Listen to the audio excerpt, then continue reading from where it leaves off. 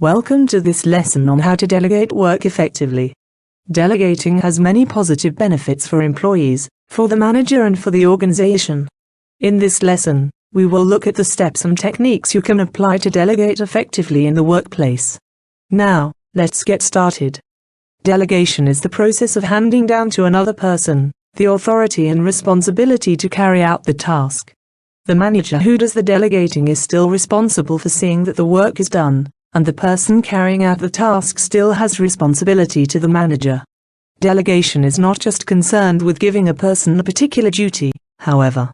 It also has the objective of motivating and developing staff, and allowing managers to extract themselves from some of the basic routines, and allowing them more time to concentrate on their own priorities.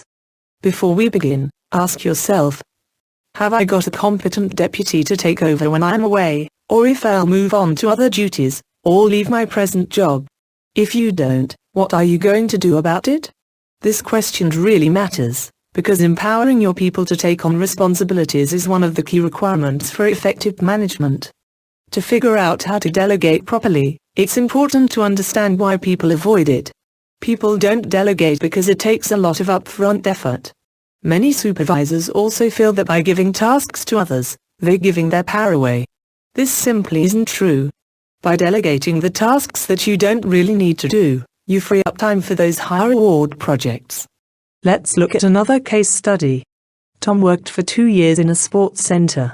He then got a job in the new leisure complex. His new manager at once put him in charge of running the cash office, while he went off on a 2-day course. Tom was pleased, but his instructions were minimal, and his experience was in any case mainly on reception, not as a supervisor. When his manager came back, the work was only half done and the office was in a muddle. Tom got a real tongue lashing, which he resented strongly. He adopted a sullen and uncooperative attitude thereafter, and made it plain to his manager that he didn't want any extra responsibility in future. Tom's manager wrote him up as poor quality material, and was glad when he left. Ask yourself, what went wrong here? How would you have handled it differently? What went wrong here? First, the manager left Tom in charge of an important position, shortly after he was first recruited into the organization, and had little experience of accounts. Secondly, the manager failed to give adequate explanation on how to carry out the job. Thirdly, the manager was very critical of Tom, and this led to Tom feeling upset, and unwilling to take on any more delegated responsibilities after this. This led to Tom leaving, and the organization losing a potentially good employee. It is also useful to think in terms of degrees of delegation and different circumstances to use each of them. Level 1 is complete supervision. Level 2 is partial supervision. And Level 3 type supervision is complete independence. Let's look at these in brief. Level 1 delegation gives the employee the least independence and gives you the most control. This can be used in situations such as these. The task is dangerous and the employee is not familiar with it. The task has important organizational, financial, or legal implications. This approach has a number of downsides. What are they? Level 1 delegation does, however, have a number of downsides. Firstly, the employee may resent being told what to do. Secondly, the employee decision-making ability may be undermined, and they may feel demotivated as a result. And thirdly, you are left totally accountable for the outcomes of the work. Level 2 delegation involves partial supervision. This type of delegation enables a good balance between employee freedom and managerial supervision. With this level, the employee does the task on their own, but the supervisor monitors the work, evaluates progress, and keeps a close eye on how things are moving along. To maximize your delegating potential, add more levels of complexity as they become more comfortable with the task. Partial supervision is often an excuse for neglecting to supervise. Partial supervision without adequate guidelines and definition of expectations may lead to task failure and to employee confusion. It can also lead to resentment if the task is not completed to expectations. Level 2 delegation is often an excuse for laziness. The last level of delegation is the one that we should hope to move towards for most tasks. Here, the employee does the task completely on their own. Spot checks and progress updates are important. Think very carefully when choosing a level of delegation. Too low, and the employee may feel distrusted and smothered. Too high, and you may find a disaster on your hands. The typical risks associated with the Level 3 approach include: first, a lack of employee experience could lead to an accident or serious problem. Ensure they have the knowledge and skills. Second, monitoring and intervention to correct could result in resentment. Make it clear that you are still in charge before you delegate at Level 3. Finally, when questioned by your managers, you may not have enough information on what is happening. Make sure you are kept informed at all times.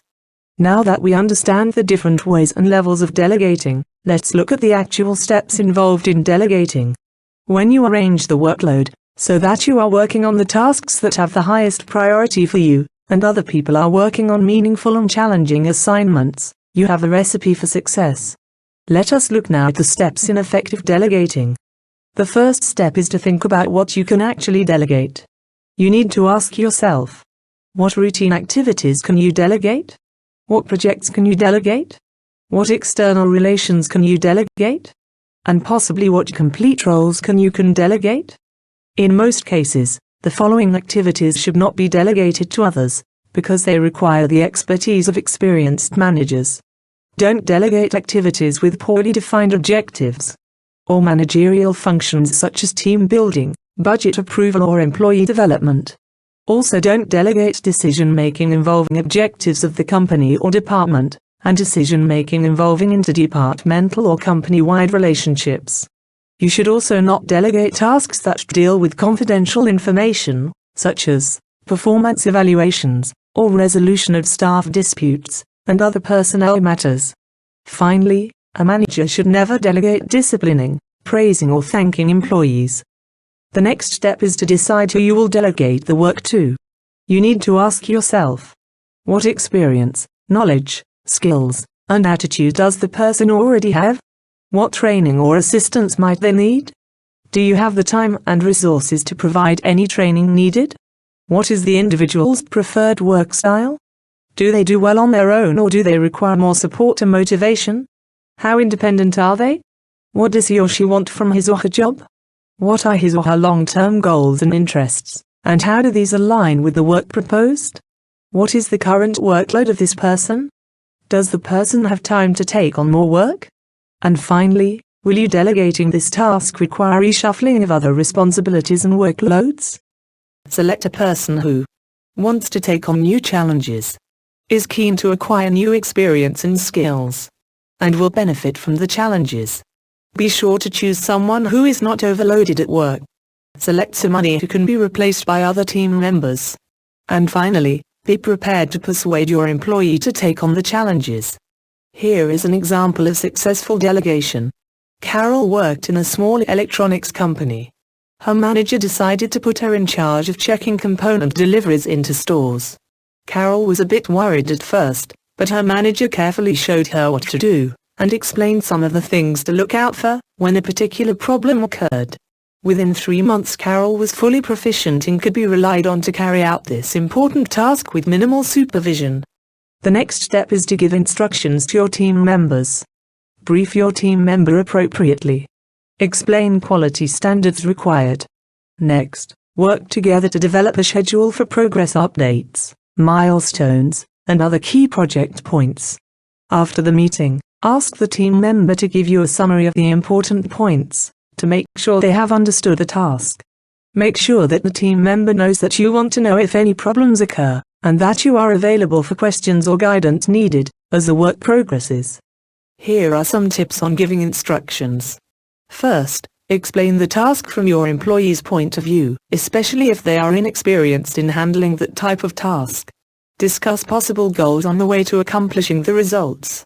Goals are most effective when they are specific, challenging and possible. They will provide feedback, accountability, and motivation for your employee. Goals also provide a framework for the task and allow you and your employee to track their progress. And encourage your employee to ask questions to make sure they understand everything. Where possible, involve the employee in the process of delegating the tasks. Talk to your employee. Explain your ideas, and ask for their comments, suggestions, and questions. New ideas will often emerge when you have discussions with your employee. These new ideas may help you set better goals, and when your employee participates in setting goals, they will be more committed to them.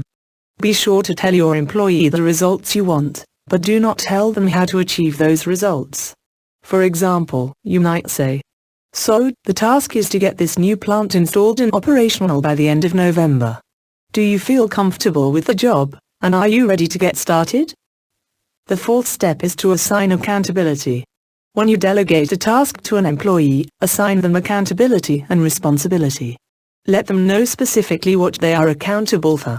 But, recall that you are ultimately responsible for the end result. With accountability goes authority.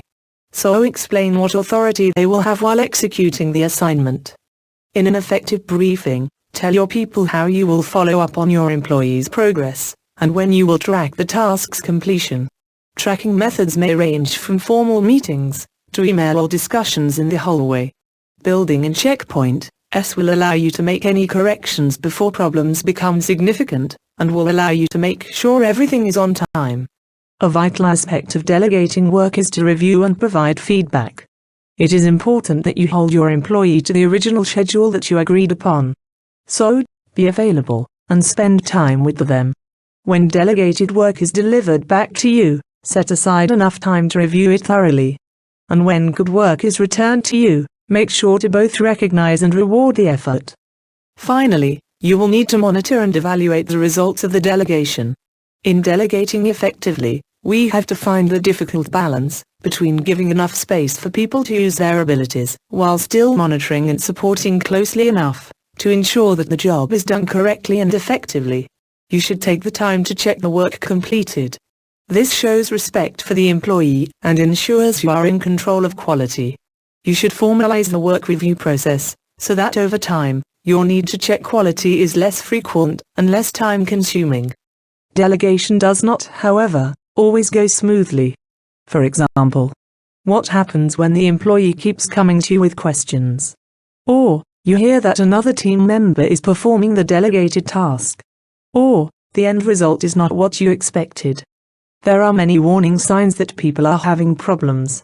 Keep an eye out for missed deadlines, targets or milestones. You may be just as guilty of this. Continual excuses, such as, "I've been so busy." Watch out for difficulty meeting up with them. The employee may never be around when you go looking for them. Also watch out for the quality of the work being poor, when you do get to see it. There may also be too many mistakes that you have to correct, or reports from others that the team member is struggling. If you recognize any of these, and there will be others, then take notice and, more importantly, take action. Delegation is an ideal opportunity to provide coaching for individuals. This typically involves finding out what each person can do, which may take some ongoing discussion. Watching the person in action, to spot both strengths and development needs. And giving feedback and planning the next steps, so that delegation is not just once-off. Delegation occurs at different levels, as a manager loosens control over the work.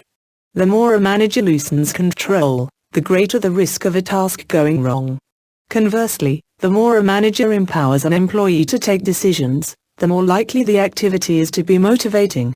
Successful delegation requires planning, selecting the right employee, providing clear instructions, monitoring the progress of the tasks, and providing feedback. There are a number of activities to complete for this unit. Take the time to complete these in your manual.